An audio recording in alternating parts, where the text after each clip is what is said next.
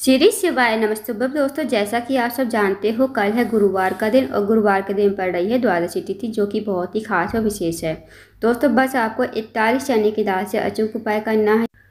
दोस्तों, यदि आपका गुरु ग्रह मजबूत होता है तो आपके सारे कार्य जो हैं ठीक समय पर होते चले जाते हैं। आपका विवाह भी टाइम पर हो जाता है, आपकी शिक्षा भी टाइम पर हो जाती है, आपकी नौकरी भी टाइम पर लग जाती है। साथ ही साथ आप जिस भी कार्य में हाथ डालते हो वो आपका कार्य होता चला जाता है।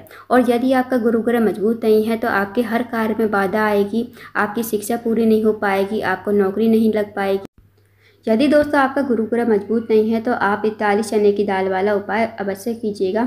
इस उपाय को करने से आपकी मनोकामना तो अवश्य ही पूर्ण होगी, साथ ही साथ गुरु ग्रह भी मजबूत हो जाएगा। पूज्य गुरु जी कथा को सुनकर उपाय को अच्छे से समझाने का प्रयास करेंगे। तो आइए दोस्तों, जानते हैं उपाय कैसे करना है। पहला जो उपाय है दोस्तों, विशेष मनोकामना पूर्ति के लिए है। यदि आपकी कोई विशेष मनोकामना है तो इस उपाय को अवश्य कीजिए। साथ ही साथ आपके जीवन से दुर्भाग्य को दूर करने के लिए, जीवन में सौभाग्य की वृद्धि करने के लिए, आपके अपने भाग्य को चमकाने के लिए, आपकी जो किस्मत आपसे रूठी हुई है, इस उपाय को करने से आपकी किस्मत भी चमक जाएगी। साथ ही दोस्तों, यदि आप इस उपाय करते हो तो आपका जो गुरु ग्रह है वो भी मजबूत हो जाएगा। तो इस उपाय को करने के लिए सबसे पहले आपको लेनी है 41 चने की दाल। अब जो आप चने की दाल लोगे ना, वो खंडित नहीं होनी चाहिए। साथ ही आपको लेना है 1 लोटा जल तांबे के पात्र में, और छोटा सा गुड़ का टुकड़ा आपको लेना है। अब आप इस उपाय को सुबह से लेकर शाम तक कभी भी कर सकते हो। अब आप चले जाइए शिव जी के मंदिर में। शिव जी के मंदिर में जाकर सबसे पहले थोड़ा सा जल आपको शिवलिंग के ऊपर श्री शिवाय नमस्तुभ्यं कहते हुए, बृहस्पतिश्वर महादेव का स्मरण करते हुए शिवलिंग के ऊपर समर्पित कर देना है। अब जो दोस्तों आपके पास चने की दाल है वो आपको थोड़ी सी गीली कर लेनी है। गीली करने के बाद आधी दाल आपको अपनी हथेली पर रख लेनी है। 21 चने की दाल आपको अपनी हथेली पर रख लेने हैं। उसके बाद इस चने की दाल को आपको शिवलिंग के ऊपर श्री शिवाय नमस्तुभ्यं कहते हुए और लगातार बृहस्पतिश्वर महादेव का स्मरण करते हुए शिवलिंग के ऊपर समर्पित कर देनी है। अब जो आपके पास छोटा सा गुड़ का टुकड़ा है वो भी आपको शिवलिंग के ऊपर ही श्री शिवाय नमस्तुभ्यं कहते हुए, बृहस्पतिश्वर महादेव का स्मरण करते हुए समर्पित कर देना है। अब जो दोस्तों आपने दाल बचाई थी, थोड़ी सी आधी दाल बचाई थी, वो आपको अपने हाथ की हथेली पर रखनी है और आपको जाना है नंदी बाबा के पास। अब देखना, आपको नंदी बाबा का जो उठा हुआ पैर होता है ना, आपको उठे हुए पैर पर ये चने की दाल समर्पित कर देनी है श्री शिवाय नमस्तुभ्यं कहते हुए और बृहस्पतिश्वर महादेव का स्मरण करते हुए। आपको चने की दाल समर्पित करने के बाद आपको फिर से आ जाना है शिवलिंग के पास। अब जो आपके पास थोड़ा सा जल बचा है वो आपको शिवलिंग के ऊपर ही श्री शिवाय नमस्तुभ्यं कहते हुए, बृहस्पतिश्वर महादेव का स्मरण करते हुए आपको पूरा का पूरा जल समर्पित कर देना है। उसके बाद आपको मंदिर में बैठना है, भगवान से प्रार्थना करनी है। जो भी आपकी विशेष मनोकामना है, मनोकामना कहिए। जो भी आपकी विशेष मनोकामना, चाहे वो धन को लेकर हो, व्यापार को लेकर हो, नौकरी को लेकर हो, या फिर आपके जीवन में दुर्भाग्य बहुत ज़्यादा चल रहा है, जीवन में सौभाग्य की वृद्धि नहीं, तो आप महादेव से जरूर कहिए। यकीन मानिए दोस्तों, यदि आप इस उपाय को कर लेते हो गुरुवार के दिन, तो इस उपाय को करने से आपका भाग्य चमकने लगेगा। आपकी जो किस्मत है आपसे रूठी हुई है, आपकी किस्मत भी चमक जाएगी।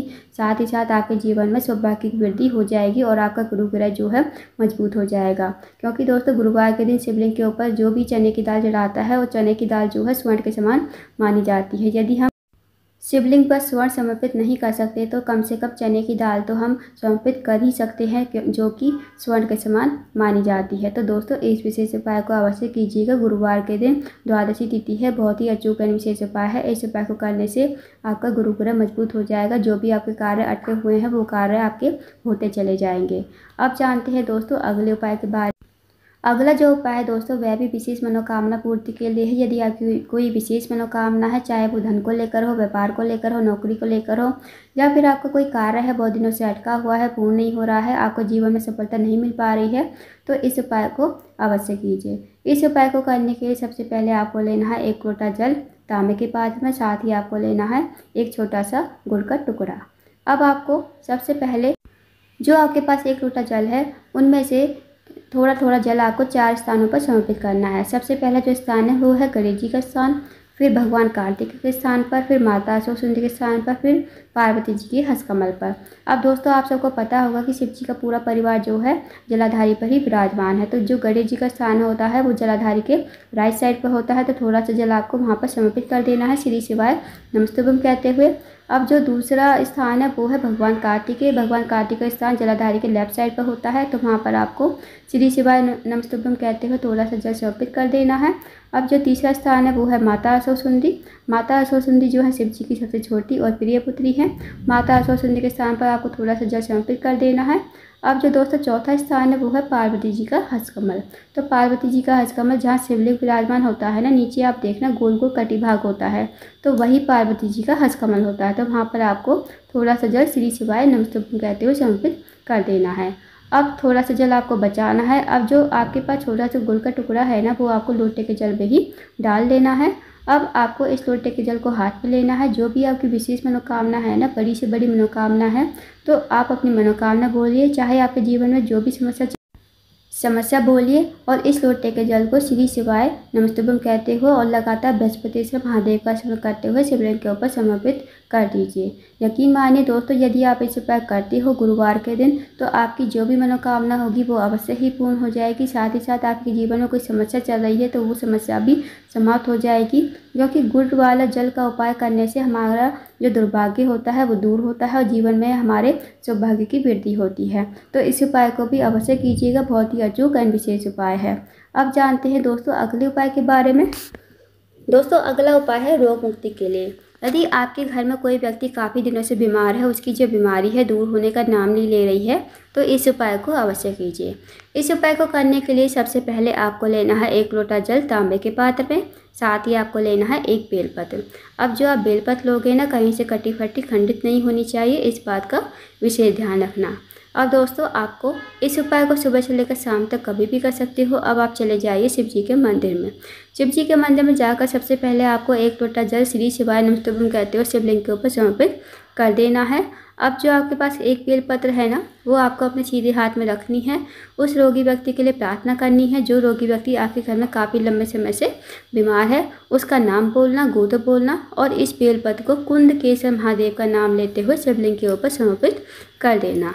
उसके बाद दोस्तों आपको 2 मिनट मंदिर में बैठना है, श्री शिवाय नमस्तुभ्यम का जाप करना है। अब जो आपने बेलपत्र चढ़ाई थी शिवलिंग के ऊपर, वो आपको भगवान से विनती करके औषधि के रूप में लेकर आनी है। इस बेलपत्र को घर पर लाकर उस रोगी व्यक्ति को खिलाना है जो रोगी व्यक्ति आपके घर में काफ़ी लंबे समय से बीमार चल रहा है। आपको ये बेलपत्र उस रोगी व्यक्ति को कुंदकेश्वर महादेव का नाम लेते हुए खाने को कहनी है, और इस बेलपत्र को चबा चबा कर खाने को कहना है। यकीन मानिए दोस्तों, यदि आप इस उपाय को कर लेते हो तो उसकी जो बीमारी है धीरे धीरे ठीक हो जाएगी। तो दोस्तों ये थे कुछ विशेष उपाय जो आपको गुरुवार के दिन अवश्य ही करने हैं। इन उपाय को अवश्य कीजिएगा। अगर आपको जानकारी पसंद आई हो, वीडियो को लाइक करना, शेयर करना, चैनल को जरूर सब्सक्राइब करना, कमेंट बॉक्स में श्री शिवाय नमस्तुभ्यम हर हर महादेव जरूर लिखना।